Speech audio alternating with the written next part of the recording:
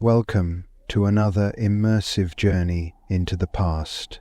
Tonight, we step quietly through the ancient gates of Rome into the sand-covered world of gladiators.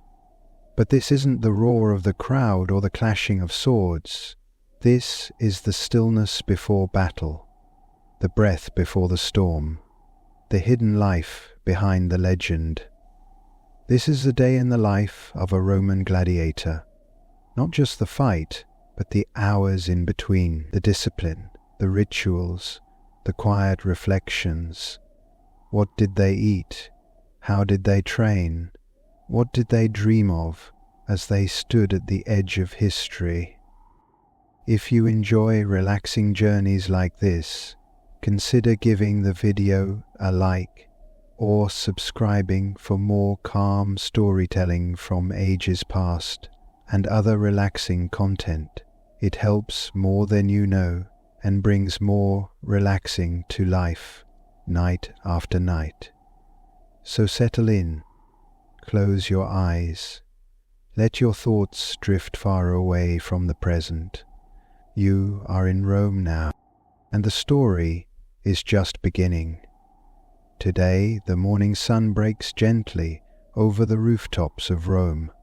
Not the grand palaces of emperors, but the weathered tiles of a gladiator's school, the Ludus. Birds stir in the olive trees, and the city, still heavy with sleep, exhales a breath of silence. But inside the stone barracks of the Ludus, a new day begins. You awaken slowly, the chill of dawn resting lightly on your skin. Around you, men stir on thin straw mattresses, some snoring, others already stretching, preparing for another day in the life of a gladiator. The air smells of sweat, sand, and oil-soaked wood. Above, a single shaft of golden sunlight cuts through the high window, casting dust motes that dance like tiny spirits. Your name is Marcus. You were not born a gladiator, no one is. But now this is who you are, not just in body, but in soul. You have lived in the Ludus for nearly 3 years, and every morning begins the same, with silence. Words are few at dawn. Men conserve their energy. They do not speak unless needed. Even the newest recruits learn quickly. Noise in the early hours is unwelcome. You sit up slowly and swing your legs to the side of the bed. Your feet meet cold stone. You wince slightly. A bruise from yesterday's spa still aches on your side, but you pay it no mind. Pain is a companion, ever present, familiar, and strangely comforting. You grab your linen tunic and pull it over your head. It smells faintly of the herbal rinse used after washing. Your sandals wait neatly beside your bed, well worn and moulded to your step. You fasten them, then rise. Across the room, Gaius, one of the oldest in the Ludus, nods to you. You nod back. It is a gesture more intimate than a handshake. You have bled beside him, watched him fall, watched him rise again. Today is not a day of battle, not yet, but every day is a rehearsal for death, for glory, for the crowd. You leave the barracks and walk into the training yard. The early light paints long shadows across the sand. Wooden dummies stand silently, arms outstretched like sentinels. A fountain trickles in one corner, its gentle bubbling almost musical. A statue of Mars, god of war, watches over the space. You offer a brief nod, a moment of respect. You do not believe in much, but you believe in war, in discipline, in the code of the sand. Breakfast is simple: flat bread baked fresh before sunrise, olives, dried figs and watered wine. You eat slowly, savoring each bite. Hunger must be managed like anger, acknowledged but never allowed to control you. Nearby, younger gladiators argue over technique, miming slashes and stabs in the air. Their movements are wild, unrefined, but their passion is real. It reminds you of yourself, your thoughts drift, as they often do in these quiet moments, to the past, to the rolling hills of your home province, to the river where you once fished with your brother, to your mother's face, stern but kind. That life feels like it belonged to someone else now, someone softer. You are not soft anymore. The Lanista, your trainer, your master, appears at the edge of the yard. He is a tall man, broad-shouldered and sharp-eyed. His name is Titus Varius. He was once a gladiator himself, though he rarely speaks of it. His leg bears the mark of a healed fracture, an injury that ended his fighting days, but he moves like a man still ready for war. He surveys the yard. Then, with a voice like gravel, he calls your name. Marcus, warm-up drills, pair with Decimus. You nod and turn to find Decimus already approaching. He is younger than you, but strong, quick, smart. You respect him. He nods, and together you begin. Drills begin slow, a wooden gladius in each hand. Form is everything, not speed, not strength, but posture, precision, rhythm. The dance of the blade is learned like music, one beat at a time. Strike, parry, step, block, lunge, withdraw. Again, the sand kicks beneath your heels, sweat beads at your temple, your heart beats not from fear, but from exertion, a steady drum in your chest. Decimus presses forward, feinting left, then slashing right. You catch it, barely, and respond with a sharp jab toward his midsection. He spins, recovers. You both reset. You exchange a nod, mutual respect. The Lanista watches in silence, arms folded. He says nothing, yet. If you falter, if your stance weakens, his voice will strike like a whip. But for now you fight well, and that silence is its own reward. As the sun climbs higher, the drills intensify. Others join, shields, spears, nets. You transition from one weapon to the next, feeling the balance of each, the way it moves with your body, the way it sings through the air. Hours pass like heartbeats. Time does not exist in the yard. Only the present, only the rhythm. Eventually, Titus calls a halt. You kneel, catching your breath. The sun is high now. The sweat on your skin feels cool in the breeze. Your body aches. Your chest rises and falls like the tide. But you smile, faintly. Not for victory, there is no such thing here, but for survival, for another day lived in honor, for a body that still moves, still fights. You rise, shake the sand from your tunic, and head toward the shaded area where watered wine and wet cloths await. You take a cloth, wipe your face. Your reflection glimmers in the polished bronze of a nearby shield. You stare for a long moment. You are not the man you once were. You are something else, something more. The training yard quiets as the sun reaches its highest point, casting short shadows across the packed earth. The smell of sweat, sand, and warm olive oil hangs thick in the still air.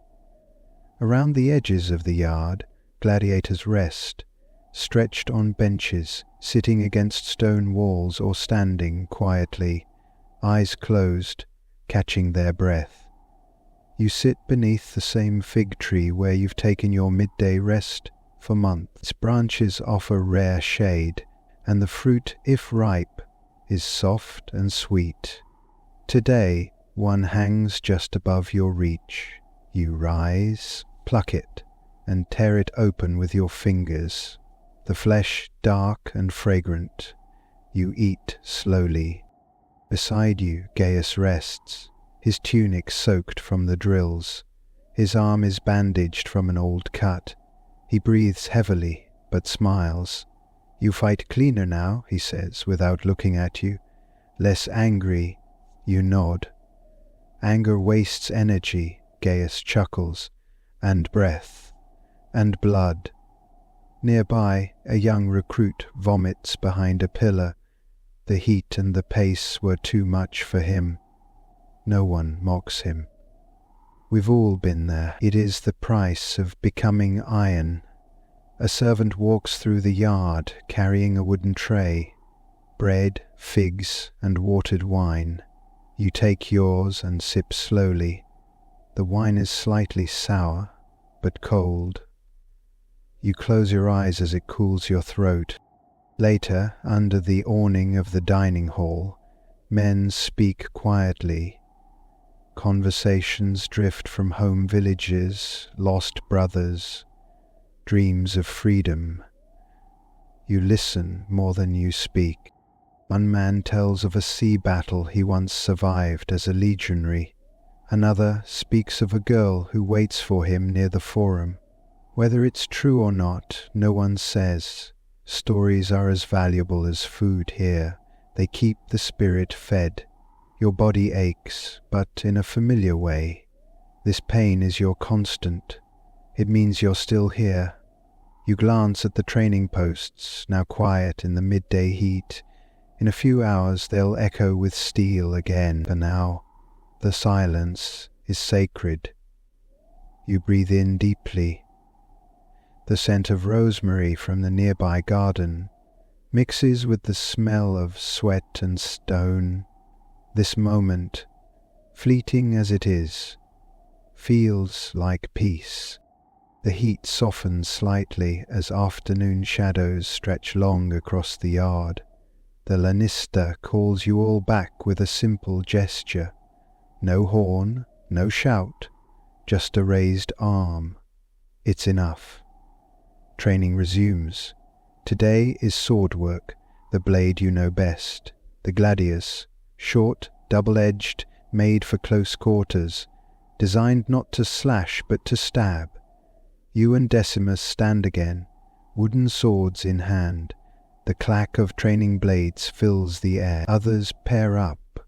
Gaius takes on two younger fighters, instructing as he moves, a blur of precise economical motion. You step in. Decimus strikes high. You deflect and counter low. The rhythm of the fight returns quickly, like a melody your body never forgets. Septimus, the senior instructor, walks among you, correcting stances, calling out sloppiness. Balance, Marcus, he says to you. Your left foot is lazy. You nod and adjust. He is right. He always is. You spar for what feels like hours. The rhythm is hypnotic.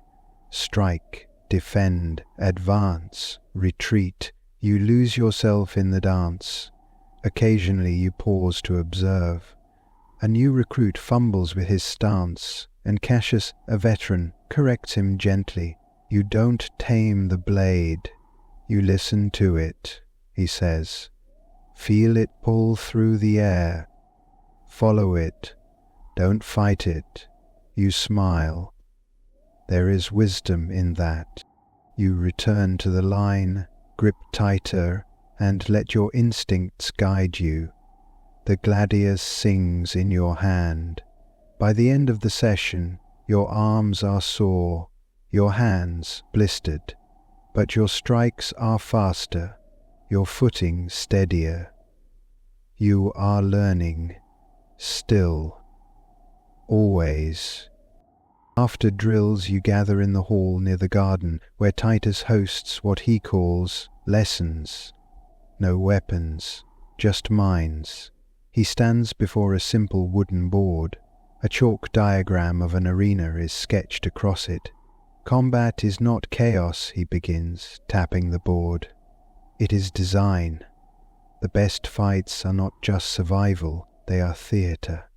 He explains angles of movement, sunlight direction, crowd perception, how to time a fall, how to use silence. You may win with the blade, he says, but you earn the crowd with your body. He shows you where the emperor usually sits in the Colosseum, where the crowd cheers loudest, where the sand dips slightly from poor levelling. You had never considered this, that a tilt of your head, a step to the right, could mean more to the audience than the kill. He shows you scrolls, sketches of past gladiators, their poses, their techniques. Legends not just for skill, but for flair. You fight for survival, he says, but you live through performance. The lesson ends with quiet reflection. You walk through the garden. The vines hang heavy with grapes. You pluck one and bite gently. You look up at the stars just beginning to show in the purple sky, and wonder if the gods also cheer. The sky darkens to a soft amber as evening approaches. You've bathed, cold water from a stone basin, cleansing the dust and sweat from your body. Now, wrapped in a dry tunic, you sit by the courtyard fire pit with your fellow gladiators. The flames crackle quietly, casting long shadows against the stone walls. The heat is welcome after the cool rinse, warming sore muscles and calming restless thoughts. Gaius speaks first, he always does. His stories are long, winding things, half memory, half myth. Tonight he tells of a lion he once faced, eyes burning, chained and starved. He speaks not of fear, but of the silence in its eyes, the kind that understands fate. The men listen, quiet and respectful. Some sip wine, others sharpen blades or mend straps. Even the youngest sit still, eyes wide with curiosity. Cassius, leaning against a pillar, hums softly an old song, older than any of you can name. The tune floats in the night air, gentle as the flames. You share a story, too, of your first match, not for glory, but for the strange calm that fell over you before the gate opened, like walking into a dream, like stepping out of time. The men nod. They understand. That moment before the fight, between heartbeats, is the most real thing in the world. Everyone passes a loaf of bread around. You tear off a piece and chew slowly. Hunger is a steady companion, but tonight you eat, not for strength, but for comfort. As the stars multiply above, the courtyard becomes quiet, just the fire, the hum, and the thoughts of men who live by the sword, but dream, sometimes, of peace. You wake in the night, breath caught in your throat. A dream lingers, flashes of sand, steel, and cheering voices. You sit up, heart pounding. Around you others sleep deeply, their breaths slow and steady. You step outside. The courtyard is empty, bathed in moonlight. The training posts stand like ghosts. The air is cool. You walk barefoot across the sand, feeling it shift beneath your feet. You are not afraid of dreams. You have lived worse in daylight. But something about the silence tonight feels heavy. You think of the arena, not the structure itself, but the feeling, the weight of eyes, the sound of the gates, the smell of iron and blood. You recall the way the sand sticks to your feet, the moments just before combat, when time stretches thin. You whisper to the gods, not a prayer but a promise, I will not die easy. You sit on a bench and stare at the sky. The stars shimmer like eyes of long-forgotten warriors. You wonder how many dreamed the same dreams, walked the same sand. You stay until your breath slows, until the fear fades, until you remember who you are. Then, quietly, you return to bed. The next day, the Lannister pulls you aside. You're scheduled to fight tomorrow, a larger match, one with visiting nobility, even senators. A sponsor has requested your name specifically. You nod. You feel neither dread nor excitement, only readiness. That night, the air in the Ludus changes. It always does before a real fight. Men speak less. Some sharpen blades with extra care. Others sit quietly, eyes lost in thought. You spend time with your armor. You polish each piece until it gleams in the firelight. You test the leather straps. You oil your blade, not just for performance, but as a ritual, like lighting a candle, like saying a prayer. Cassius brings over a piece of cloth and ties it around your arm. For luck, he says. You nod. It smells faintly of rosemary, lentils, barley, roasted meat. You chew slowly, deliberately. You savor the warmth. You lie down, staring at the ceiling, listening to the sounds of the others, the scrape of whetstone, the murmur of old prayers, the hush of breath before dreams. You do not fear tomorrow. Tomorrow fears you. In the quiet moments before sleep, your mind drifts to freedom, not just escape, not just running, but what life could be, without chains, without blood. You picture a small farm, a vineyard, the sound of a river nearby, a dog barking, a woman's laughter, the smell of bread in the oven. You picture silence, not the tense kind before a fight, but the gentle kind at dusk, when the world rests. You think of your name, your true name, before Rome, before the sword. You remember a child's voice calling to you, a mother's hand brushing your face. You close your eyes, and for a moment, you are not a gladiator, you are a man. You are free. As dawn nears, you rise early. The Lannister meets you in the yard. He walks with you slowly in silence. At the statue of Mars he speaks. You know, Marcus, the best fighters are not those who kill the most. You look at him. It's the ones who live with the most purpose, he says. A lion kills, a gladiator inspires. You nod, understanding. He leaves you alone with your thoughts. You sit beneath the fig tree and breathe. You think of the teachings of Epictetus and Seneca, words shared by a philosopher-slave who once visited the Ludus. You may not control your fate, but you control your response. You rise, not in defiance, but in purpose. You will not fight to survive. You will fight to mean something. The arena looms. The gate opens. You step forward, armored, calm, ready. The sun burns overhead. The crowd roars like the sea. You hear your name shouted from the stands. You glance once at the Emperor, then at the sand, then at your opponent. You nod. The fight begins. Steel clashes. Dust flies. Your body moves with precision, grace. You strike, block, pivot, lunge. The crowd gasps. They cheer. You fight well, not just to win, but to remind the world what strength looks like, what discipline sounds like, what legacy feels like. When it ends, you stand tall. You raise your blade. You nod to the sky. You are not just alive.